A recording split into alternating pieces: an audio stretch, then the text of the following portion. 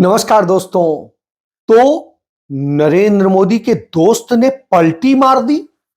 नरेंद्र मोदी को बुलाया तक नहीं है। उधर नरेंद्र मोदी ने भी पलटी मार दी। वो ईसाइयों के कार्यक्रम में जाने लग गए, मुसलमानों के यहां पहुंच के उसे हिंदुस्तान बताने लग गए कि मिनी हिंदुस्तान है। और मोहन भागवत ने भी पलटी मार दी। उन्होंने कहा मस्जिदों के नीचे मत खोजिए कोई भी मंदिर, बहुत हो गया। और जिस तरीके से रामभद्राचार्य ने पलटी मारी और वो कहने लगे कि नहीं, हिंदुओं के कोई संरक्षक थोड़ी ना है मोहन भागवत, वो संघ के हैं, हिंदुओं के तो हम आचार्य हैं। अजीब।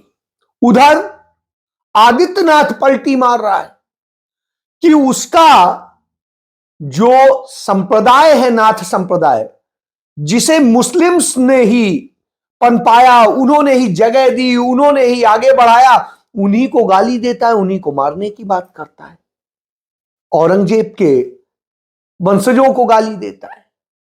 बहरहाल मर्जी उनकी है, लेकिन इस सब के पीछे है क्या? वास्तव में ये इतनी आसान चीजें नहीं जिन्हें हम यूं ही इतने से इनके कहे के हिसाब से एनालाइज कर सकें। असल में इसके पीछे बहुत बड़े साजिश षड्यंत्र की बू आ रही है। इतनी बड़ी बू आ रही है कि जो कहीं ना कहीं रुला रही है। वजह साफ है। जिस तरीके से डॉक्टर भीमराव अंबेडकर को अपमानित किया है अमित शाह के गैंग ने, नरेंद्र मोदी के गैंग ने, और उस गैंग ने, नरेंद्र मोदी ने, अमित शाह ने जिस तरह से अपमानित किया है, उससे पूरा दलित समुदाय आंदोलित है। वह गुस्से में है और वह जवाब देना चाहता है। इसलिए अल्टरनेट वोट की व्यवस्था की जा रही है। आया समझ में? नंबर एक, अल्टरनेट वोट की व्यवस्था की जा रही है। उसके लिए सॉफ्ट हिंदुत्व, सॉफ्ट अदर्स करके एक खेल किया जा रहा है, क्योंकि ये सब वोट का खेल है और कुछ नहीं। इस पर उधर नरेंद्र मोदी, जिनके लिए हाउडी मोदी करने गए थे, वो अब की बार फिर से ट्रंप सरकार करने गए थे हाउडी मोदी में, तो आप समझ सकते हैं उसका शपथ ग्रहण होने वाला है राष्ट्रपति पद का। उसकी जो लिस्ट आई है कि किनको किनको आमंत्रित किया, उसमें नरेंद्र मोदी का नाम ही नहीं है। अब बेचारे नरेंद्र मोदी बड़े दुखी हैं, परेशान हैं, तो उन्होंने तत्काल अपने विदेश मंत्री एस जयशंकर को अमेरिका रवाना कर दिया। कहा आप 7 दिन 8 दिन जो भी पड़े रहना है पड़े रहो, वहां नाम डलवा के आओ हमारा उस लिस्ट में। अब बेचारे जयशंकर चले गए हैं, कोशिश करेंगे, तमाम सारे गणित तय करेंगे, क्योंकि नरेंद्र मोदी के नाम पर वहां बड़ी समस्या भी है। उनको इस बार जितवाने में तमाम तरह के दूसरे ग्रुप भी हैं। तो ट्रंप अब बड़े सलीके से खेलना चाहते हैं। वो पिछली बार की गलतियां नहीं दोहराना चाहते। पिछली बार यही गलती दोहराई थी और हाउडी मोदी कराने ले गए, नतीजा यह हुआ वो निपट गए थे। तो अब की बार वो किसी भी पनौती को नहीं पालना चाहते हैं शायद। बहरहाल देखिए जयशंकर कितना सफल होते हैं, ये मैं नहीं कह रहा हूं, सुब्रमण्यम स्वामी ने इस बात को स्पष्ट तौर पे कहा है कि नरेंद्र मोदी को उनके दोस्त ने चूंकि बुलाया नहीं है, इसलिए जयशंकर को वहां भेजा गया है कि वो मैनेज करे। और सुब्रमण्यम स्वामी नरेंद्र मोदी के ही बनाए राज्यसभा सदस्य थे, तो उन्हीं की पार्टी के, आज तक उनकी पार्टी के बड़े व्यक्ति हैं। वही है जो राहुल गांधी के खिलाफ तमाम मामले निकाल के लाते हैं, जैसे वही निकाल के लाए नागरिकता के नाम का, वही निकाल के लाए थे नेशनल हेराल्ड का, वही निकाल के आते हैं बहुत कुछ। तो इसी तरीके से है, वो राजीव गांधी हो चाहे इंदिरा गांधी हो, सबके खिलाफ कुछ ना कुछ करते रहे हैं। तो यह है, आप जान लीजिए। बहरहाल अब आता हूं दूसरी बात पे। नरेंद्र मोदी गए कुवैत। कुवैत गए तो वहां पर बताने लगे कि अरे यह तो मिनी हिंदुस्तान है, यहां पर जिस तरीके से सब मिल के रहते हैं, मोहब्बत से रहते हैं, यह अपने आप में सीखने का है। और न जाने क्या क्या बताए हमारे कितने पुराने रिश्ते हैं और क्या है। और उसके बाद में वहां की मस्जिद में भी मत्था टेका और रिश्ते बताए। नरेंद्र मोदी के सम्मान में वहां पर जो एक गीत गाया गया, वह गीत था अल्लामा इकबाल का, सारे जहां से अच्छा हिंदुस्तान हमारा हमारा। बेहतरीन गीत है, इसको कोई भी सलाम करता है, प्यार से करता है। लेकिन यहां तो समस्या दूसरी थी। यह गीत उन्हीं अल्लामा इकबाल का था जिनको, जो पाकिस्तान के राष्ट्र कवि थे और जिनको गाली देती थी आरएसएस बीजेपी, जिन्हें जितना कितना गंदे शब्दों से नवाजती है। अब अल्लामा इकबाल के इस गीत से कुवैत ने इनका स्वागत किया। क्यों किया? क्योंकि वो बताना चाह रहा था कि अल्लामा इकबाल हमारे लिए सबसे महत्वपूर्ण है, हम उन्हीं के गीत से करेंगे, हम आपके किसी गीत से नहीं करेंगे। तो उसने वंदे मातरम से नहीं किया, उसने इससे स्वागत किया। तो इस तरीके से और बहुत सारी चीजें। बहरहाल नरेंद्र मोदी ने प्रशंसा की। लेकिन एक और बड़ी चीज है, ये कुवैत, जिस तरह से भारत में लोग कहते हैं कि यदि मुसलमान बढ़ जाएंगे तो ये हो जाएगा, कुवैत तो मुसलमानों का ही है और उन्होंने हिंदुओं को पूरी पनाह दी है, काम दिए हैं, नौकरियां दी हैं, रोजगार दिए हैं। और उसका नतीजा है हमारे भारत के करोड़ों लोगों के पेट उन्हीं के पैसे से पल रहे हैं। सोचिए, उन्होंने हिंदू मुस्लिम नहीं किया। यानी यदि वो ये करने लगे जैसे हमारे यहां करते हैं, जय श्री राम बोलो नहीं तो मारेंगे, यदि वो करने लगे अल्लाहू अकबर बोलो, ये करें, तो आपको कैसा लगेगा? तो ये आप समझ लीजिए, मोहब्बत की ही दुकान चलती है, कहीं पर भी नफरत की बाजार नहीं चलते। तो लॉन्ग टर्म में मोहब्बत ही चलानी पड़ेगी। इसके बाद आइए, इधर जब आते हैं तो यीशु मसीह के कार्यक्रम में पहुंच जाते हैं। क्रिसमस के जो कार्यक्रम आयोजित हो रहे हैं उसमें हिस्सा लेने पहुंच जाते हैं। वहां पर जाके बताते हैं कि प्रेम की, मोहब्बत की सारी यही है, यही भाषा है, यही होनी चाहिए, सबको इस तरह प्रेम से रहना चाहिए और न जाने क्या क्या। ये वही नरेंद्र मोदी हैं जो बता रहे हैं, जिनके लोग वहां आदिवासियों को ईसाई होने के कारण मणिपुर में मार रहे हैं। यह कह रहे हैं ये ईसाई हैं। मैंने आपको एक बार बताया भी था कि जब पहली घटना हुई और वहां उन बेटियों के नग्न परेड निकाली गई, महिलाओं की नग्न परेड निकाली गई, तो उस पर जब रोष व्यक्त किया तो कुछ आरएसएस के लोग बोले, अरे वो तो ईसाई है, यानी ईसाइयों की लड़कियों के साथ कुछ भी करो तो कोई बात नहीं है। तो ये इनकी सोच है। बहरहाल वहां जाना पड़ा। क्यों? क्योंकि मैनेज करना है, ट्रंप को खुश करना है। ट्रंप तभी खुश होगा यदि कहीं ईसाई नाराज हुए तो उसका बड़ा वोट बैंक प्रभावित होगा। तो इसलिए जयशंकर गए हैं और इसलिए नरेंद्र मोदी चर्च में जा रहे हैं। हालांकि यह सारी चीजें जब आप देखेंगे तो आप समझ में आएगा कि इन सब के पीछे गेम क्या होते हैं। तो यह एक वजह है। दूसरा, आपको याद होगा स्टेन जो है हमारे स्वामी को किस तरीके से एक स्ट्रा नहीं मिली थी, जेल में सड़ाकर मार डाला, निर्दोष पाए गए फिर भी मार डाला गया।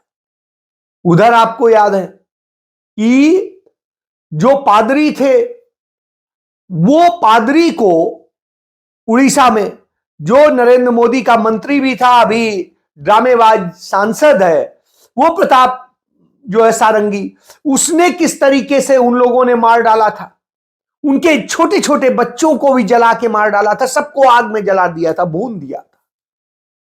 तो आप इससे समझ सकते हैं इस तरह के इन्होंने पाप किए हैं। आज इन्हें यीशु का प्रेम दिख रहा है। उधर मोहन भागवत पुणे में कहते हैं कि हर मस्जिद के नीचे मंदिर मत खोजो, ये करो मोहब्बत की। साहब, मोहब्बत की यदि बात पहले कर ली होती तो इस देश के अंदर इतने हजारों हजार लोग, कहिए लाखों लोग, अब तक न मरे होते।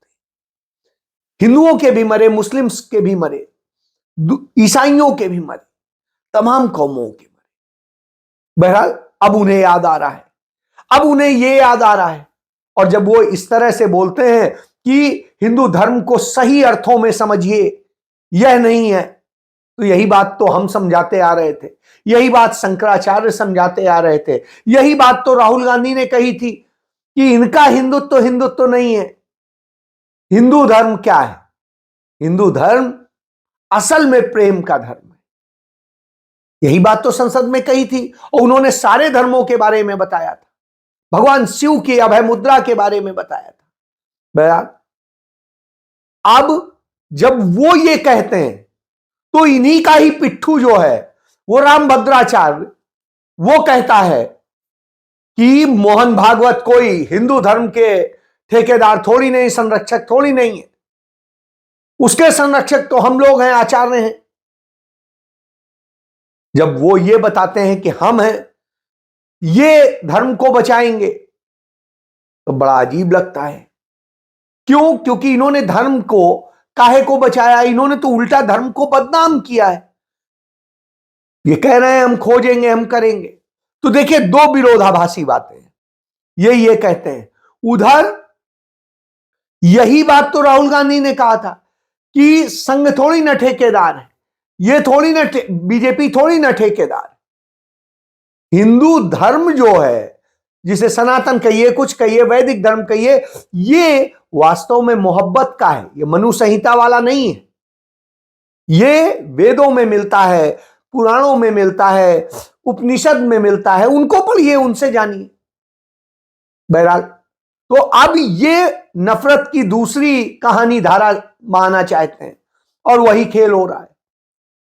वहीं उधर आदित्यनाथ कहता है कि औरंगजेब ने चूंकि मंदिर तोड़े थे, इसलिए उनके वंशज जो है रिक्शा चला रहे हैं। रिक्शा इसलिए नहीं चला रहे हैं, मेहनत से चला रहे हैं, मेहनत का खा रहे हैं, चोरी का नहीं खा रहे हैं। और वो इसलिए चला रहे हैं क्योंकि वो अंग्रेजों के गुलाम नहीं हो गए। जो आपके वंशज थे, यानी सावरकर, जो हिंदू महासभा के, तो आप समझिए, जिन सावरकर के उससे आते हैं आदित्यनाथ, वो सावरकर अंग्रेजों से मुखबिरी की फी लेता था। हर महीने उसे उसका पैसा मिलता था और इतना पैसा मिलता था जो कलेक्टर की, यानी डीएम की, डीसी की सैलरी से ज्यादा होता था। तो आप सोचिए, उतना उसे मिलता था और वो यही करता था कि हमारे क्रांतिकारियों के खिलाफ, हमारे और दूसरे लोगों के खिलाफ यही करता था। कोई योगदान देश के लिए तो है नहीं। आप लोगों का तो योगदान ही नफरत का था और जो देश के लिए लड़ने वाले थे उन्हें परेशान कराने, उन्हें फांसी कराने, उन्हें सजा कराने, उन्हें मरवा देने का था। तो यह इतिहास था। तो बहरहाल वो सावरकर की तरह नहीं थे, उन राजे रजवाड़ों की भी तरह नहीं थे। नहीं तो ग्वालियर राज्य की आपने देखा ही, ऐस मार रहे हैं, जयपुर घराने के ऐस मार रहे हैं। इसी तरीके से तमाम राजघराने हैं जो ऐस मार रहे हैं। क्यों? क्योंकि वो अंग्रेजों के आगे जाके पांव पकड़ के लेट गए थे। साहेब, हम आपके पांव दबा रहे हैं, आपकी सेवा कर रहे हैं, आप हमें बस रहने दीजिए, हम आपके प्रति वफादार रहेंगे। लेकिन बहादुर शाह जफर के सामने जब उनके 3 बेटों के सिर काट के पेश किए गए, तो उन्होंने उस पर भी उनके लिए कोई ये नहीं कहा था कि हम लड़ना छोड़ देंगे। वो आखिरी क्षण तक लड़े। अंत में वो तो चाहते थे कि भारत के अंदर ही वो दफन हो। उन्हें रंगून में दफन किया गया। और याद करिए, आपके ही नरेंद्र मोदी प्रधानमंत्री गए थे रंगून 2017 में, 7 सितंबर 2017 को। वहां जाके फूल माला भी पहनाई थी, चादर भी पहनाई थी उनकी मजार पे, वो मत्था भी टेका था। उसके बाद 2018 दिसंबर में, 13 दिसंबर 2018 को गए थे आपके राष्ट्रपति रामनाथ कोविंद, जाके चादर भी चढ़ाई थी, फूल भी चढ़ाए थे, मत्था भी टेका था। तो मुगलों के आगे तब भी आप टेकते थे, अब भी। उदाहरण देख लीजिए कि जिन राणा प्रताप की आप बात करते हैं, वो राणा प्रताप के वंशज मुगलों के मनसबदार बने थे और मत्था टेक के रहे, इसलिए आज भी उनके किले और मकान और दूसरी चीजें जो महल थे वो होटल के रूप में उन्हें कमाई दे रहे हैं। उधर आप देखिए, शिवाजी का समझौता हो गया था। शिवाजी से कभी औरंगजेब नहीं लड़ा था, जयसिंह लड़ा था, जो उनका सेनापति था, सूबेदार था। और उससे जब वो होने के बाद उन्होंने सरेंडर किया था, और सरेंडर करने के बाद उन्हें एक जागीरें दे दी गई थी और उसके बाद वो रहे थे। तो ये सारे सबूत मौजूद हैं। तो आप जो बताते हैं वह कहानी नहीं है। कहानी यह है कि वास्तव में मुगल जब आए भारत में तो यहीं होके रह गए। उन्होंने यहीं के राजे रजवाड़ों की, राजपूतों की लड़कियों से शादी की और यहीं उन्हीं के बच्चे यहां का राज करते रहे। यहीं मरे, यहीं खपे, यहां से कुछ लेके नहीं गए, बल्कि यहां बनाया। उनके राज में ही आपका नाथ संप्रदाय बना, उनके राज में ही नाथ संप्रदाय को जमीनें मिली।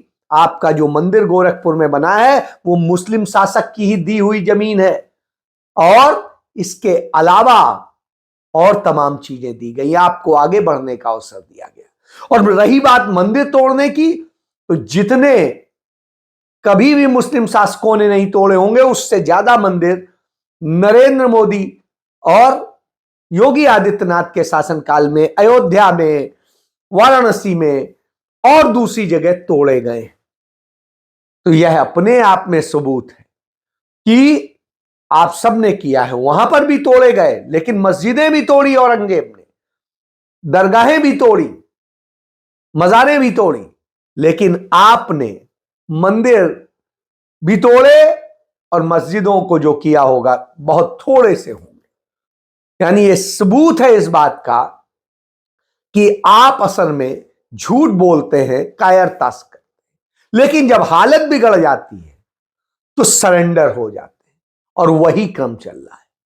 तो आपका इतिहास कलंकित था, कलंकित है, कलंकित रहेगा। मोहब्बत आपकी असल में एक झूठा आवरण है, और झूठी चादर आप ओढ़ के चल रहे हैं। सियार जो है खाल ओढ़ लेने से शेर नहीं हो जाता है।